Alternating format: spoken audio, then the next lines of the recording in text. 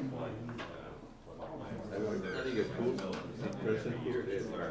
Meretz Hashem next couple of weeks. Yeah. All right, Javosai, good morning. Good morning. Let us begin by thanking all of our sponsors for this morning. Share to thank our Talmud Torah sponsors for the month of Menachem Av, the Tilson and Wall families, for dedicating all of the Shirman Drashos this month from Eretz Yisrael, sending their love from Eretz Yisrael, and inviting us in Eretz Hashem to come and join them. Our Daf Yomi sponsors for today, David and Rivki Flum, in honor of the selfless volunteers of Chaverim and Hatzalah, for helping Am Yisrael every day around the clock, and Baruch Hashem just yesterday for helping to find little Tzion Marin in Arizona, Baruch Hashem, who was turned to his family safely. It's always important to take stock and to thank the selfless members who mamish do so much for Klal Yisrael each and every day. And the Daf is also a late-breaking sponsorship. The Daf this morning is sponsored by my wife Aviva and I in honor of the birth of our grandson, Baruch Hashem, at 2:30 this morning, born to our children Avram and Zisi Silber in Lakewood, New Jersey. A mazel tov, mamish, tremendous chos, Baruch Hashem, for our mishpacha. Halavai, his parents should be zocha to be magadlim l'torah l'chopa l'maisim tovim ulachniso beviso she'avram avinu bizmano, and we shall all be zocha Meretz Hashem to beautiful Yiddish and nachas from our children. So with that, let us begin. Today's daf is Nun Tes 59, and we are picking up in Meretz Hashem we actually started the Mishnah on 58b Nun Ches Amud Beis. So because we were closing out yesterday's daf a little bit in a faster pace, what I wanted to mention is the Mishnah now is transitioning a little bit to a different topic. Up until now, we've been focusing on the concept of chazaka as establishing ownership over property. In this Mishnah, really what's happening over here, this discussion of chazaka is really focused ultimately again on establishing chazaka for a particular right of usage. Lav dafka, not for the property per se, but for a particular right of usage. So for example, again, the Mishnah said, again, just highlighting, so let's just start the Mishnah again quickly. Hamarzev ein lo chazaka ve'ishlim komo chazaka. So Marzev, a downspout. So again, downspout, we don't know exactly what this statement means. We'll see what it means in the Gemara. But a downspout, so you cannot go ahead and establish a chazaka for having a downspout on someone's property. But ultimately, again, you can establish a chazaka for the place in which the downspout is situated. Hamaschila, a gutter. Yeshla chazaka, does have a chazaka. Now, we'll say, again, just on a most basic level, the distinction between a gutter and a downspout is a gutter, well, physically, the gutter runs across the top of the building. Downspout is the spout that extends downward, right? And then again, the other piece, which is the more significant piece for our Mishnah, is that a gutter was often fixed in place, whereas a downspout was often movable. So the Gemara says, Sulam HaMitzri ein lo chazaka, l'tzuri yesh lo chazaka. An Egyptian ladder, no chazaka. A Tzuri ladder does have a chazaka. Chalon HaMitzris ein lo chazaka, l'tzuri yesh lo chazaka. Literally, again, an Egyptian window, you don't have a chazaka for it, but a Tzuri window you do. Ezi Chalon HaMitzris, what is an Egyptian window? Kol she'ein rosho shel adam yachal likanes lesocha. A window that's so small that you can't fit your head through it. Rabbi Yehuda says, Im yeshla melabein afapi she'ein rosho shel adam yachal likanes lesocha rizu chazaka. Rabbi Yehuda says if it has a frame, so the window, it's a framed window, even if it's so small that you can't fit your head into it, ultimately, again, it still establishes chazaka. Now again, we'll say chazaka in each of these cases means something different. We're going to go through this now in the Gemara. So let's analyze. Let's start with the downspout. What does that mean for the downspout? So we'll say, so just to illustrate what this means, right? So what's happening over here is, I have, my downspout is extending into someone's property. Right? That's what's occurring over here. So now it's been that way for 3 years, and it's been uncontested.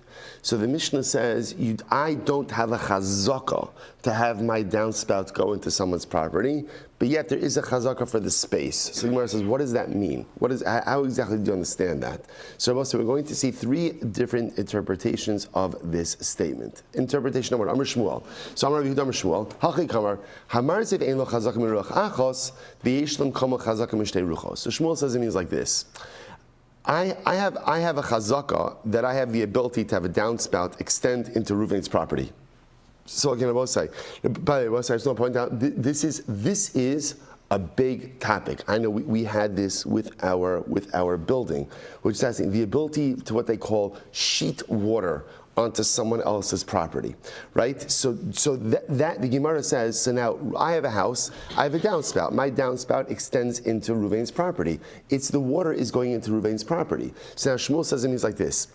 I have a right, once that right has been established for 3 years, I just point out, it's fascinating how, I find these things very interesting also because it's my life now.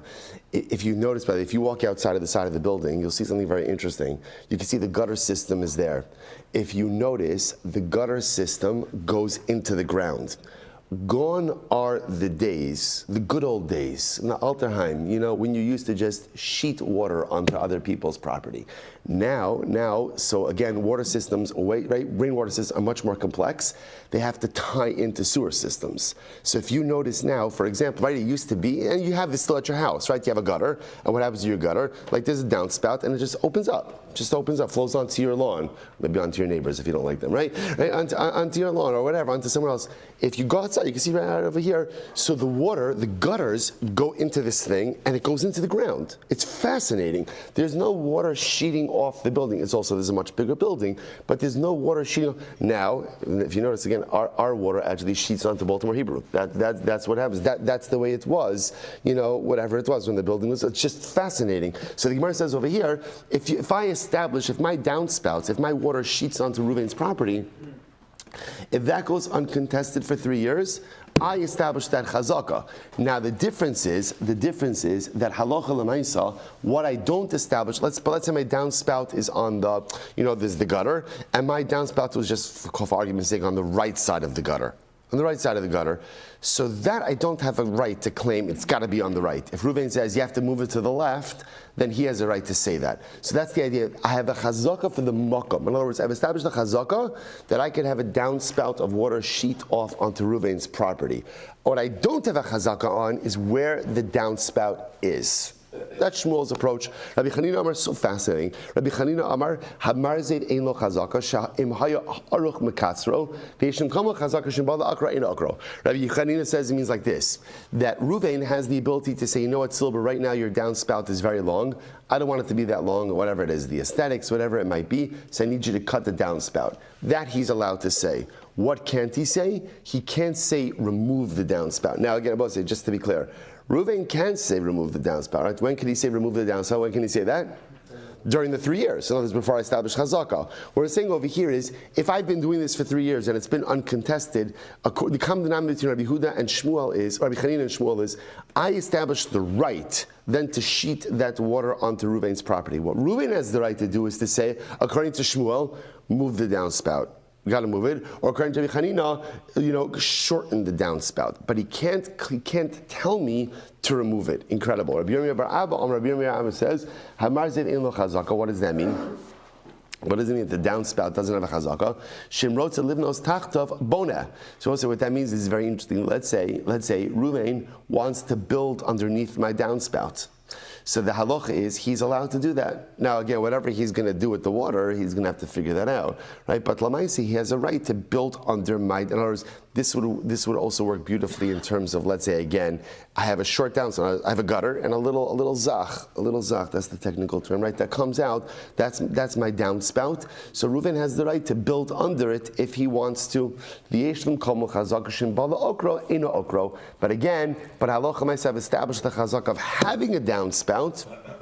In that, again, Reuven can't demand that I remove it. So therefore, I will say, it's a very strong similarity in the position. So again, the Mishnah tells me that once I have a downspout for 3 years and it's uncontested, I establish a chazaka. The lashon of the Mishnah is, I establish a chazaka for the makom, for the place, but not ultimately, again, for the marziv itself. What does that mean? According to Shmuel, it means I have the right to have a downspout, but Reuven can dictate where the downspout is. According to Rabbi Chanina, I could have a downspout, but if it's long, Reuven could order me to shorten it. And according to Rabbi Yirmiyah bar Abba, that if I have a chazaka to have a downspout, but if Reuven wants to build under it, he can, but he cannot command me to go or order me to go ahead and remove it. Okay, incredible. Nun Tetzaveh 59a. So Tanan. So I'll say, so let's go back to the Mishnah. What did the Mishnah say? Hamaschila yesh lachazaka. So we'll say, on the other hand, the Mishnah contrasted a downspout with a gutter.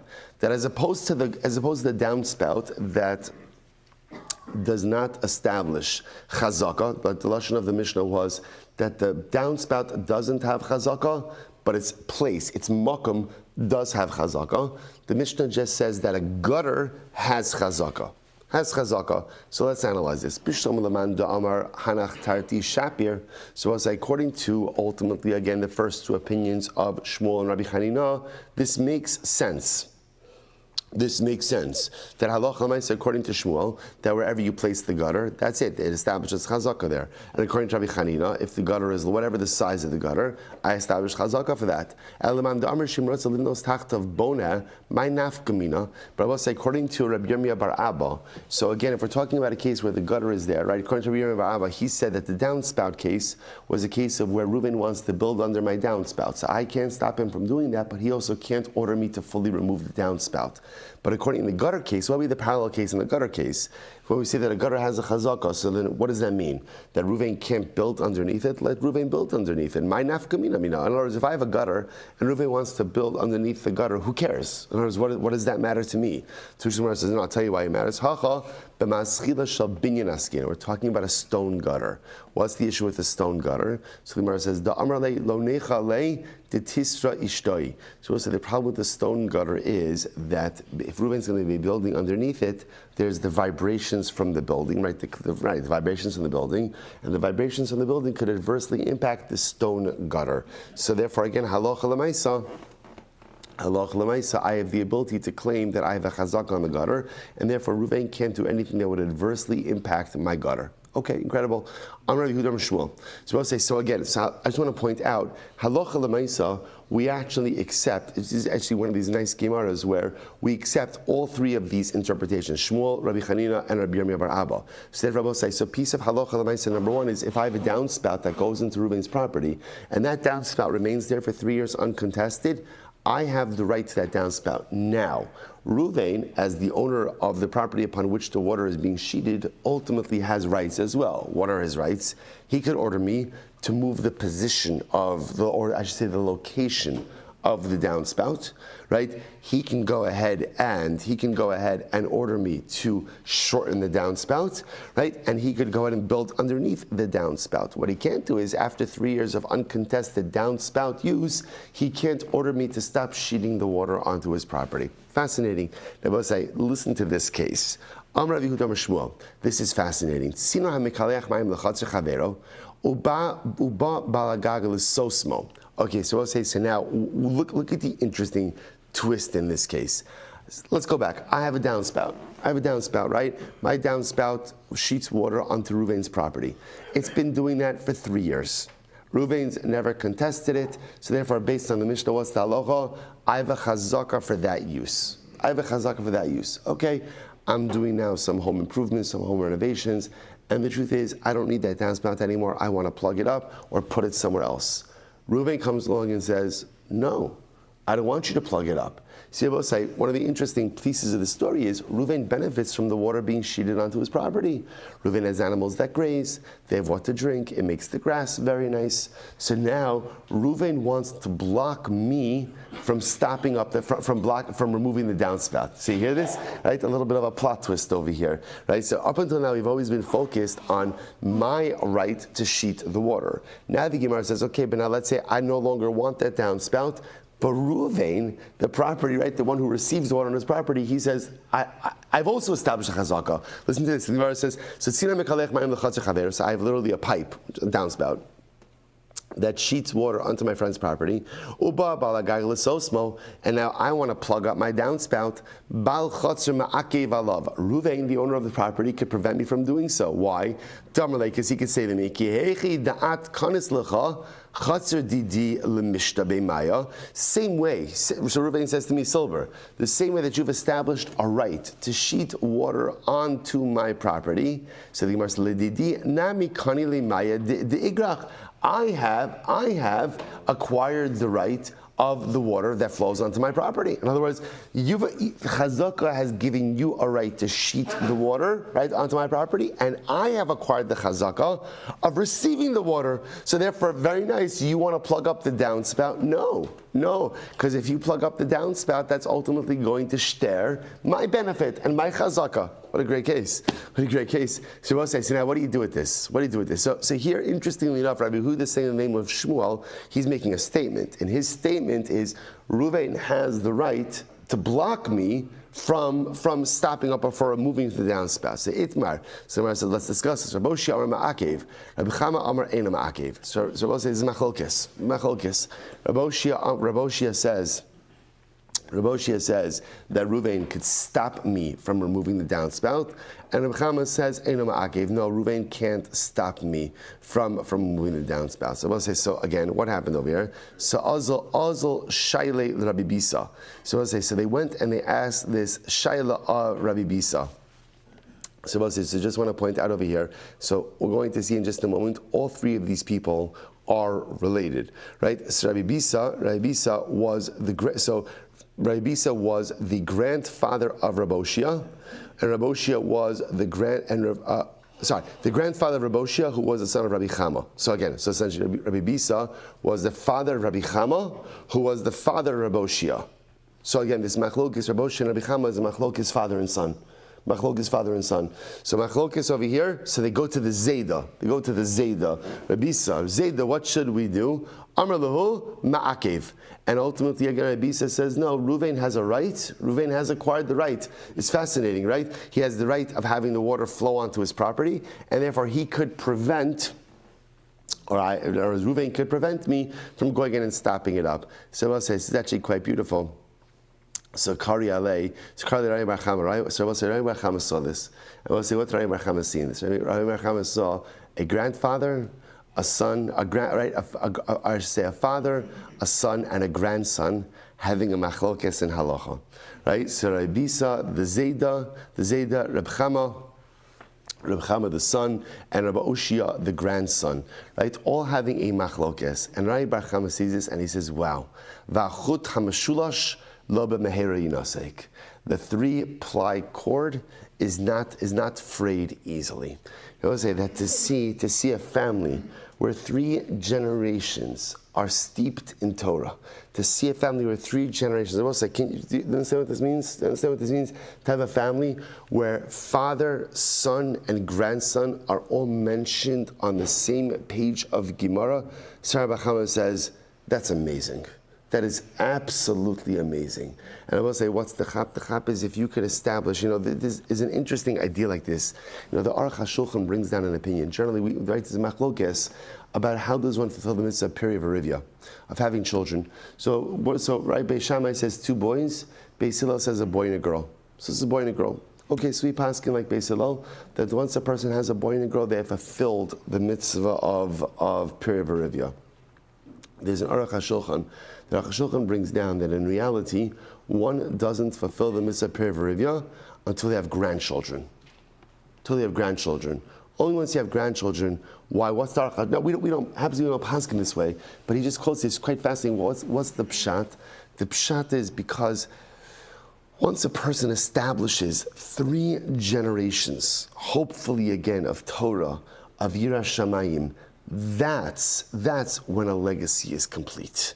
3, and it's based on the pasuk. Va'chut hamashulash lo b'mehera yinasek. The 3-ply cord, Shlomo says, the 3-ply cord is not quickly undone. So this idea that, so here Rabbi Bar Chama sees this and he sees this is incredible. A father, a son, Rabbi Bisa, Rabbi Cham, Rabbi Oshia, a father, a son, a grandson, all together arguing in Gemara.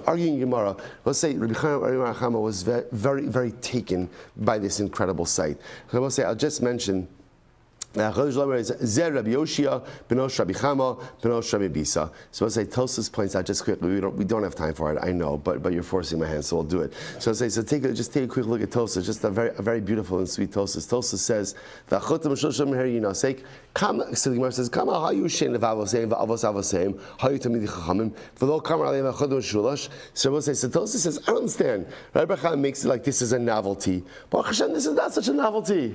There are plenty of families that have multiple generations of Talmidei Chachamim. Plenty of families that have multiple generations of Yirei Shamayim. So why Rabbi Chama makes it, wow, this is the most incredible thing I've ever seen. Right? Rabbi Bisa, Rabbi Chama, Rabbi Oshia, 3 generations of Chod Mishlosh Lo Yinatek. So Tosfos says, again, Baruch Hashem, this is not a rarity.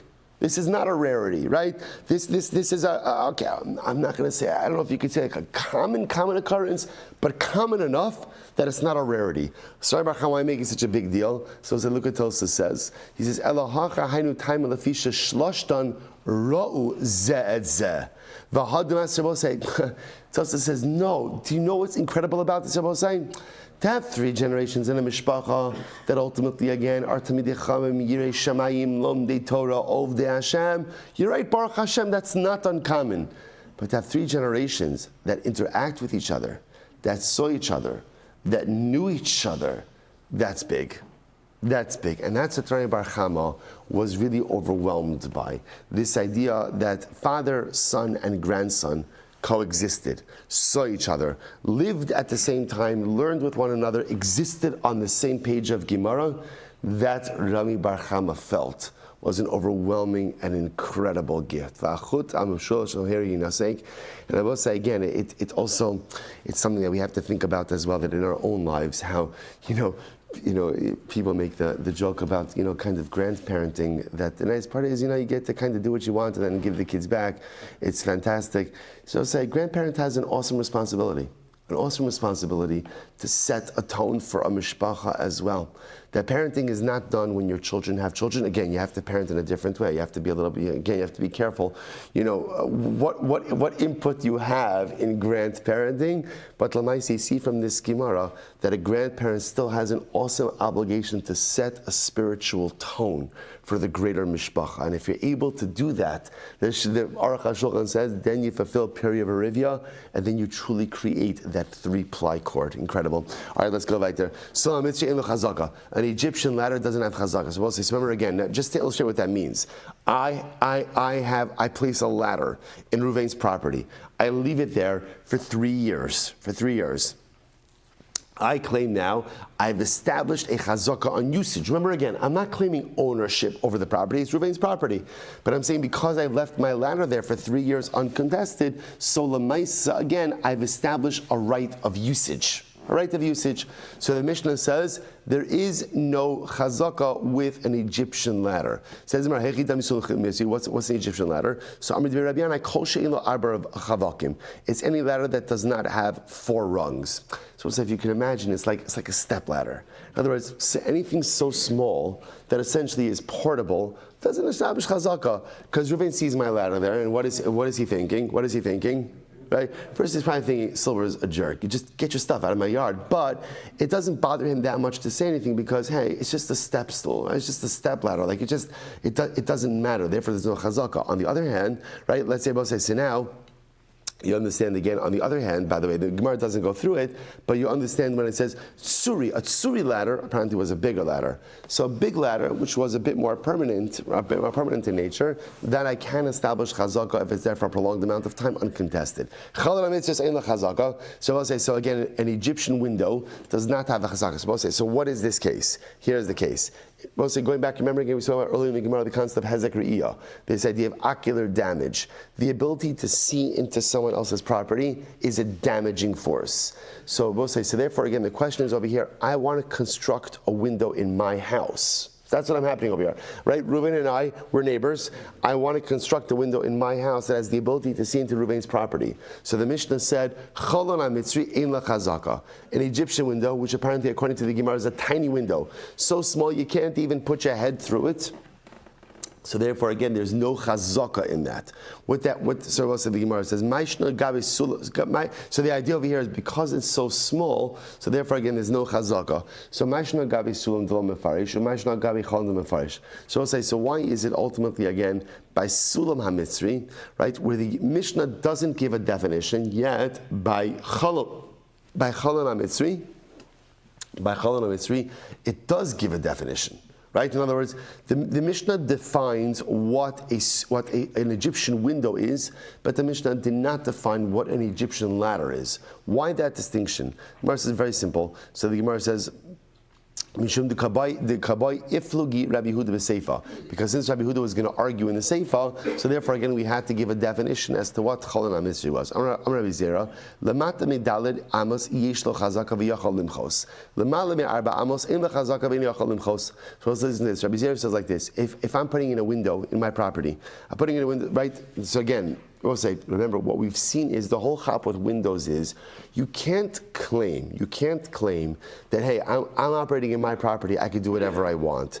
Because if I'm doing something that impedes the use of my neighbor's chutzner, then ultimately I'm not allowed to do that. So putting in windows that were not there before gives me additional visual access into Ruvain, my neighbor's property, and that could be halachically problematic. So now watch this. Rabbi Zera says like this: if I'm putting in a window, lamata midalad amos, right? So within dalad amos of the ground, yesh lo chazaka. So we'll say, so yesh lo chazaka means that if I do that and that goes uncontested for 3 years, I have established chazaka that I could keep that window there. But on the other hand, yachol limchos. But Ruvain has the ability to object to that. Right? Reuven can say, Silber, I don't want you putting in that additional window, right? Because now you have additional visual access into my property, and that impedes the use of my property. What if I put in a window that is taller than Dalet Amos? So just to illustrate that, that means a window that is above 6 feet, right? It's more than 6 feet off the ground. So I will say, so that there is no, I don't establish a chazaka for that. Now, the reason I don't establish a chazaka for that is tied to this. The Ein Yochalim Chos is Reuven doesn't really have the ability to object. Why doesn't he have the ability to object? Because he will say, since it's so high, I'm not going to be able to see out of it. In other words, if it's above 6 feet, that doesn't really enhance my visual access to Reuven's property because it's so above eye level. So because of that, it doesn't really have any negative effect on Rabbi Eloi. Rabbi Eloi says, no. Afilo lamala me'arba amos eno chazaka v'yachol limchos. So Rabbi Eloi says like this: even above Dalet Amos, I don't establish chazaka. Now, the reason I don't establish chazaka is that halacha l'maisa, again, Reuven's failure to object doesn't necessarily represent his consent, because he might have thought that, hey, it's not a big deal because it's above the range of visual damage. On the other hand, v'yachol limchos, he does have the ability to object to me putting it in to begin with. So the Gemara says, so what's the machlokes over here? So lema bekofen al midas dom kamiflagi. So I will say, maybe what they're arguing about is actually fascinating, is can we force a person regarding midas dom? Now, what does midas dom mean like this? So midas dom means, midas dom, I will say, is when you object to someone doing something even though it has absolutely no negative effect on you. Right? In other words, so I'll say, so again, Reuven's doing something, or I'm doing something, it has zero detrimental effect on Reuven. But yet, Reuven still has the halachic right to go ahead and object, so he objects. So that's called midas dom. You're just being obstinate for the sake of being obstinate, right, with no benefit. In other words, if I object to something because something is adversely impacts me, or I object to something because maybe I'm being deprived of a benefit, okay, I'm entitled to do that. But to object to something just for the sake of halachically objecting because I have the right to do so, when I'm not gaining anything from the objection, that's midas dom. So the question is, do we force a person, when a person is essentially acting like a sodomite, right? Do we go ahead and force them to go ahead and stop it? What we call kofen al midas dom. The Gemara says, so I'll say, so where does this come up? This would come up ultimately, again, if I'm building a window above Dalet Amos. Right? So I'm building a window 6 feet high, and now Reuven wants to object. Come on. come on, right? It's not. I'm not looking into your property because it's too high, right? So now, but Reuven's saying, but maybe one day you could look through it, or maybe something could do something good. So we'll say, so the shaila is, in that kind of case, do we say, Reuven, you're being a sodomite, right? And therefore, right, you're being the guy from Stone, and therefore again, no, it doesn't sound right to you being a sodomite, but you understand, right? Using the expression, right? But Lamaisa again, so do we force Reuven essentially to say, stop it? So the Gemara says, Mar Savar Kofin, Mar Savar Ein Kofin. The Gemara says no. Lo D'chuli Ama Kofin. It will say in general we paskin Kofin on Midastom. If we see that someone is just being a jerk and someone is just exercising a right, even though again it doesn't make any sense, we will force them to behave nicely. That's not the question over here. Shani Yacha, this case is different. So we'll say if that's the case, then why can't I put in a window that is above Dalar Amos? Why should Reuven be able to object to that? This case is a little bit different. Watch this. V'shayni hacha the amrle zimnin demosvis sharshifa tusach v'kaimas v'kachazis. So I will say because Reuven can make a legitimate claim. Reuven can say you're right. I know. Right now the window is above Dalar Amos, but what's to stop you from bringing a bench, standing up on the bench and looking into my chazar? In other words, Reuven's got. I understand right now, right? If you quote unquote behave normally, this window is above visual range, and therefore again does not represent any potential for visual damage against me, hezek re'iyah. But you could easily take a chair, stand up on it, to look out the window. So because of that, it does represent hezek re'iyah. So we'll say, so that's the machlokes. Essentially, again, it's kind of like, do we look at the window for what it is now? Do we look at the window how it could potentially could be exploited and used? That's the fundamental machlokes. So we'll say, happens to be passing Rabbi Eloi, that again, when it comes to a window, even if the window is above Dalar Amos, ultimately, Reuven can object to that. He does have the ability to go ahead and make a machol and prevent me from doing it. Incredible story. Huda Asla Kamid Rabbi Ami. Right, there was a guy who went ahead and came up for Rabbi Ami. Shadre the Kamid Rabbi Abba Bar Mamel. And he's supposed to say, so apparently again, he came before him with this particular case, right? With this particular case of a window, lemala midalid. So he sent him before. So Shaj lekamid Rabbi Amar Mamel Amar le Avid leik Rabbi Eloi. We pass like Rabbi Eloi. Amar Shmuel ulo ora filu kolshu yesh lo chazaka. So first of all, like we just said before, we pass like Rabbi Eloi, and therefore again, Reuven can make a machol. He can go ahead and object to a window even above Dalet Amos out of fear that again I could bring a bench and look through the window. There could be visual damage. So I'll say, but there is an important caveat over here. Shmuel says that if the window is being put in for light purposes, afilu kolshu yesh lo chazaka, then even the smallest of windows, ultimately again, I can establish a chazaka. Take a look at the Rashbam for just a moment. It's about 6 lines up from the bottom. Amar sholi ora afilu kolshu yesh lo chazaka, chalona asli likanis yimenu ar b'makom afel. If I construct a window in order to go ahead and allow light into a dark room, lo ba'inan chalon suri, el afilu kolshu yesh lo chazaka, the chalon ha'asri la'ora milsa dikviusa, the chal hayomim adam tzarich la'ora. Because understand, the difference also between the Egyptian ladder and the Suri ladder was the same difference between, the difference between the Egyptian window and the Suri window was the same distinction between the Egyptian ladder and the Suri ladder, which is a din in permanence. When a window was so small, just like a ladder that was so small, the window could be easily filled in, right? Therefore there's no permanence. Because there's no permanence, there's no chazaka. Same thing with the ladder. When the window was larger, like the Tsurian, when the window was larger, like the Tsurian ladder, Tsurian window, it's like the Tsurian ladder. The size of it, right, creates a permanence, and a sense of permanence creates chazaka. The Gemara now just gives an exception to that rule, which is a light window, an illumination window. So an illumination window, even if it's small, like an Egyptian window, still establishes chazaka. Why? Because since it is utilitarian in nature, it's necessary. The necessity establishes permanence. So therefore, again, if you clearly have a window that is not just to look at, but you have a window that allows light in, even if it's small, ultimately, again, the utilitarian nature of that window establishes chazaka on that window. Incredible.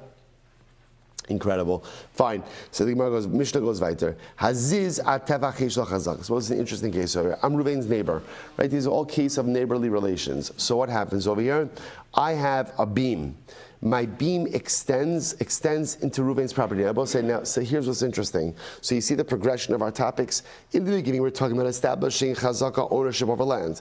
We now transition in the last Mishnah to establishing chazaka over usage. Not over the land, not over title, but over usage. Now we're going to chazaka over airspace. So I have a beam from my house that extends into Ruvain's airspace. So aziz ad tefach yesh lo chazaka saloch lamaisa. If my beam extends at least a tefach into Ruvain's airspace, and it's there for 3 years uncontested, I have established a chazaka of use. Now, again, I will say, remember, anytime someone encroaches onto your property in any way, you always have a right to say no.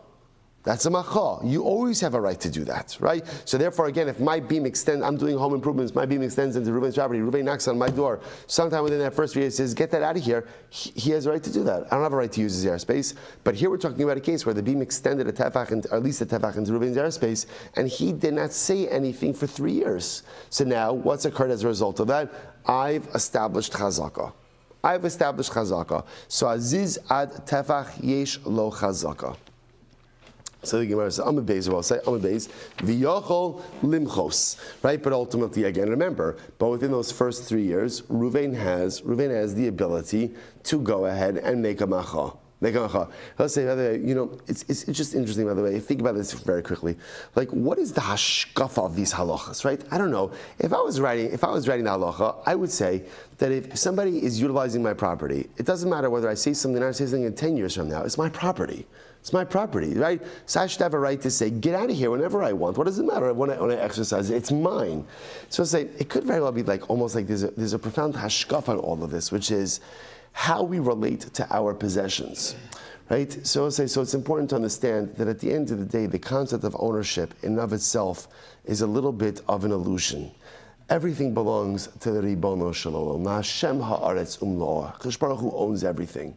The difference just is that I'm the custodian. Kadosh Baruch Hu gives me certain things to hold on to and to utilize in the right way. It's almost as if that hashkafa is reinforced with these halachas.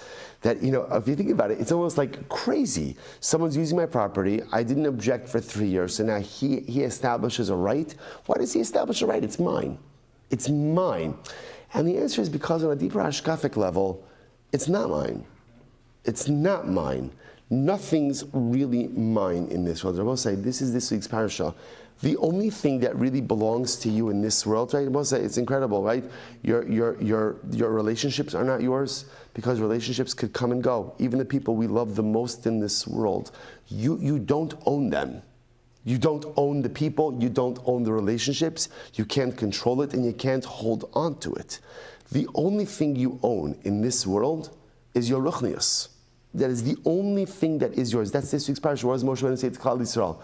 V'yato Yisrael. Now Klal Yisrael. Ma Hashem Elokecha shoa mi'imach ki im liyira. What does Hashem ask of you? The only thing Hashem asks of you is to build a spiritual identity. Because that is the only thing, Chevra, that you own. Everything else in this world, you might have custodianship over, you might have some level of possession over, but you have absolutely no ownership over it. Your money, today it's yours, tomorrow we all know it could come and go. Your job, your profession, your career, you may be at the top of your game today, you could lose everything tomorrow. Your relationships unfortunately come and go. People live and people leave this world, right? All different kinds of things. You can't hold on. The only thing you can hold on to, the only thing that is yours, that is mamish yours, the olam void, is your ruchnius. That is the only thing that is yours. And I will say, how ironic is it that we spend so much time focusing on the things that are we don't really own, and yet we don't spend enough time focusing and building the one thing I truly own. I think that's reflective in the laws of chazaka. Chazaka is like a little bit of like this, it's like a little bit of like a shtach. You think it's yours? You think it's yours? It's not yours. It's not really yours. After 3 years, if you don't say anything, it becomes mine. What? It's mine. So my beam extended into Ruvain's property for 3 years. Ruvain didn't say anything, right? Whatever. He was watching Netflix. He was binging for 3 years. See, he never said anything. He never said anything. So suddenly now it's mine. Yeah.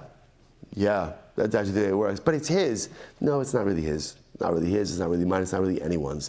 I'll say that I think is the powerful musar of these chazak ideas. In any event, the Gemara goes weiter. But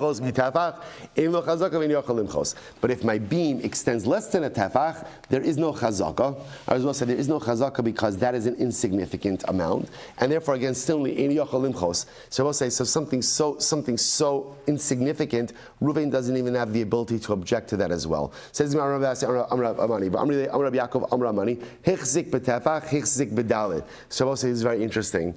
That ultimately again, so he says, and we'll clarify this. If I make a chazaka, my beam extends into Ruvain's yard, into his property. 1 tefach, I've in fact established a chazaka for 4 tefachim. So says, what does that mean? Hichzik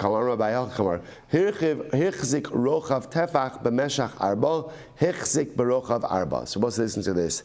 If I establish a chazaka on a beam extending into Ruvain's property that has a width of a tefach with a length of 4 tefachim, I establish also the use of space for the similar width as well. In other words, once you establish the space, let me say it differently. Once you establish the length, you automatically establish also the rights to a corresponding width. So for example, if I have a beam that extends 1 tefach of width with 4 tefachim of length, I also acquire the corresponding 4 tefachim of width. So the idea is the chazaka establishes for you an area, and that area is not necessarily just the amount in which the beam is extending now, but it's the corresponding length width area. Okay, but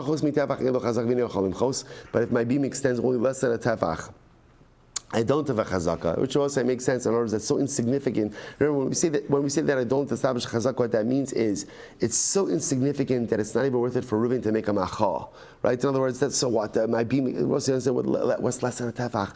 2 inches. 2 inches. So Reuven's not going to pay attention to that because it's insignificant, and therefore again, but because he doesn't pay attention to it, I also don't establish chazaka.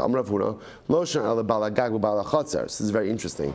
This is talking about again the owner of the roof to the owner of the chatzar. But ultimately, again, so we'll say, take a look at the Rashbam for just a moment. Rashbam says,